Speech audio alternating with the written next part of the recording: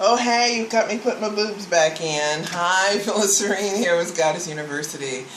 Wanted to tell you a story about Compersion, and I'm calling it Compersion Part Deux, because this is really a story, a continuation of a lesson about love and the experiences I've had with my relationships.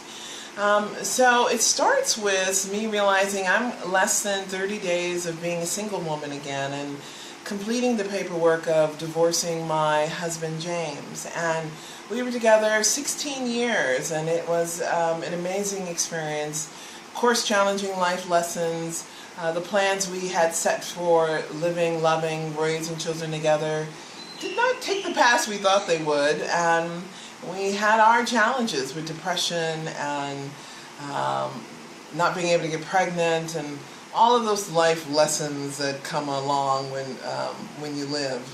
And one of the things I am very grateful for was learning the lesson of Pono, and that is a Hawaiian or Huna tradition that at the end of a relationship you sit down with each other and talk about what went right, what went wrong, what you wish you had accomplished, what you never got to say honestly to each other, and then you say 4 things. I'm sorry, please forgive me, thank you, and I love you.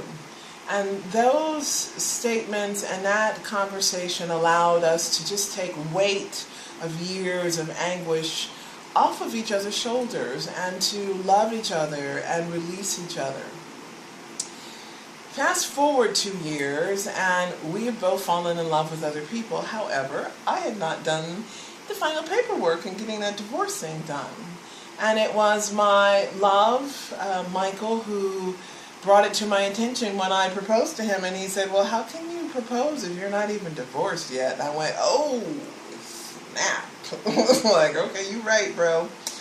And I had to sit on that, and really it was some shame around divorcing and feeling that sense of failure that I didn't do what I said I was going to do. And years later I was still dealing with that. I'm not able to let go of that sense of failure on my part.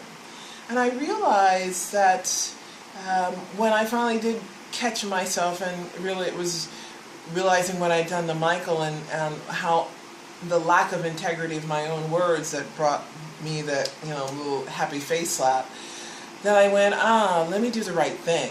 That's more important.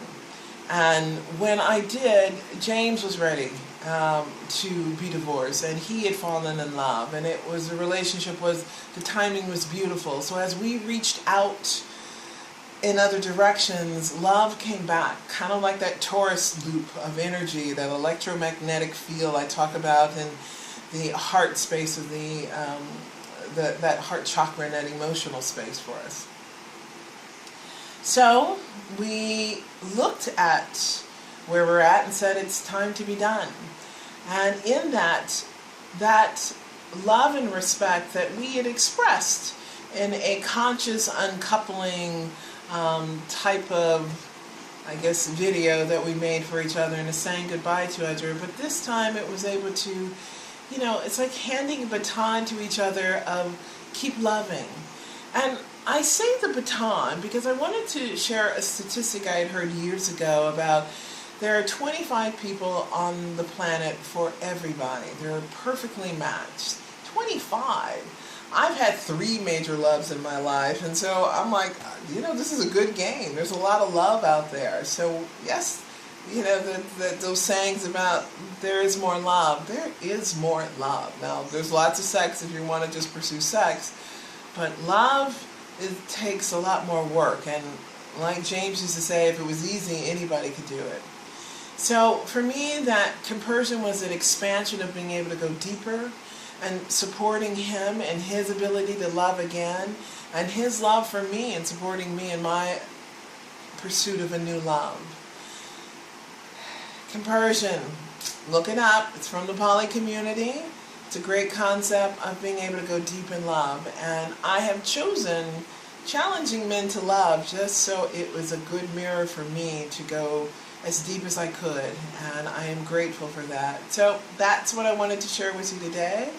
Compersion, not just for breakfast anymore, not just for kids, and hope you can go far with that love. Namaste, y'all.